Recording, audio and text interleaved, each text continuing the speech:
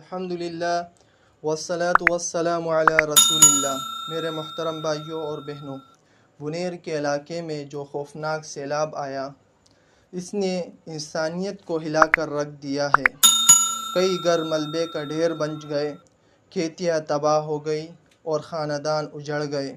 یہ ایک بہت بڑی آزمائش ہے جس پر اللہ تعالیٰ سے صبر اور استقامت کی دعا کرتے ہیں، لیکن ایسے وقت میں مایوس نہیں ہونا چاہیے، کیونکہ یہی وہ لمحات ہیں جب امت کو ایک دوسرے کا سہارا بننا چاہیے۔ الحمدللہ اسی جذبے کے ساتھ مفتی طارق مسعود ویلفیئر اور ان کا فاؤنڈیشن نے میدان عمل میں قدم رکھا ہے۔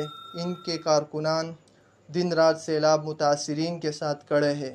متاثرہ خاندانوں کے لیے کھانے کا انتظام، ادویات، کپڑے اور خیمے فراہم کیے جا رہے ہیں تاکہ کوئی بھائی بھوکا نہ سوئے، کوئی بچہ بے سہارا نہ رہے۔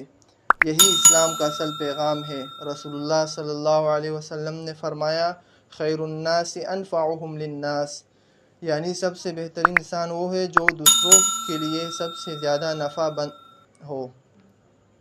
مفتی طارق مسعود صاحب کی قیادت میں ویلفیئر ٹیم خدمت خلق کا یہ فریضہ ادا کر رہی ہے اور ہم سب پر لازم ہے کہ اس کار خیر میں ان کا ساتھ دے۔